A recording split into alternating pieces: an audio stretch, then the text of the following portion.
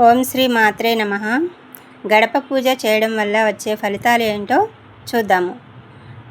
ఇంటికి లక్ష్మీదేవిని, సుఖశాంతులను ఆహ్వానించడానికి చేసే పవిత్రమైన విధి ద్వారలక్ష్మీ పూజ. ఉదయాన్నే గడపను శుభ్రం చేసి పసుపు, కుంకుమ, గంధంతో అలంకరించి దీపం వెలిగించి పూలు సమర్పించి ఓం ద్వారలక్ష్మీ నమః అని స్మరిస్తూ పూజించడం వల్ల ఇంట్లో నెగిటివ్ ఎనర్జీ తగ్గి ధన కనక వస్తు లాభాలు కలుగుతాయని నమ్మకం. ప్రతిరోజు ఉదయం ఇంటి ప్రధాన ద్వారం అయిన గడపను కడిగి శుభ్రం చేయాలి. గడపకు పసుపు రాసి కుంకుమ బొట్లు పెట్టి అలంకరించాలి. గంధం, కుంకుమతో గడపపై అష్టదళ పద్మం లేదా లక్ష్మీ పాదాలను వేయడం మంచిది. గడపకు ఇరువైపులా దీపం వెలిగించాలి. గడపపై పువ్వులు సమర్పించి ధూపం చూపించాలి. పండ్లు లేదా పటిక బెల్లం నైవేద్యంగా పెట్టవచ్చు.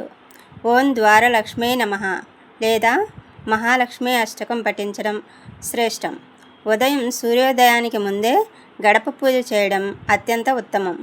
గడపపై కూర్చోవడం, గడపను తొక్కడం, గడప మీద కాళ్ళు పెట్టడం, అలాగే నిలబడి గడపను దాటడం మంచిది కాదని పెద్దలు చెబుతారు. గడపను శుభ్రంగా ఉంచడం ద్వారా ఇంట్లోకి లక్ష్మీదేవి ప్రవేశిస్తుందని నమ్మకం. గృహప్రవేశ సమయంలో గడప పూజ ప్రత్యేకంగా చేస్తారు. అలాగే ప్రతిరోజు లేదా ప్రతి శుక్రవారం గడప పూజ చేయడం ద్వారా ఇంట్లో ఐశ్వర్యం వెల్లివిరుస్తుందని నమ్ముతారు. ద్వారం దగ్గర లక్ష్మీదేవిని ఆహ్వానిస్తూ చేసే ద్వారలక్ష్మి పూజ చాలా శుభప్రదం. ఇంట్లో ఐశ్వర్యం, శాంతి, సౌభాగ్యం పెరుగుతాయని నమ్మకం. ఒక చిన్న కథ ద్వారా ఫలితాన్ని తెలుసుకుందాము. ఒకప్పుడు ఒక చిన్న గ్రామంలో ఒక పేద మహిళ ఉండేది. ఆమె పేరు సీతమ్మ. చాలా భక్తిగల ఆమె ప్రతి శుక్రవారం భక్తితో లక్ష్మీదేవిని పూజ చేసేది. ఆమె దగ్గర ఎక్కువ సంపద లేకపోయినా ఆమె మనసు ఎంతో పవిత్రంగా ఉండేది. ప్రతిరోజు గడపని శుభ్రం చేసి ముగ్గు వేసి పసుపు కుంకుమ పెట్టి చిన్న దీపం వెలిగించి ఓం శ్రీ మహాలక్ష్మీ నమః అని జపించేది. ఇలా ప్రతి శుక్రవారం చేయగా ఒకరోజు లక్ష్మీదేవి వృద్ధురాలిగా మారి సీతమ్మ ఇంటి దగ్గరకు వచ్చింది. అమ్మ, నాకు కొంచెం ఆహారం ఇస్తావా అని అడిగింది. సీతమ్మ దగ్గర తినడానికి చాలా తక్కువ ఉన్నా ఆమె తన వంతు అన్నం ఇచ్చింది. అది చూసి ఆ వృద్ధురాలు చాలా సంతోషించింది.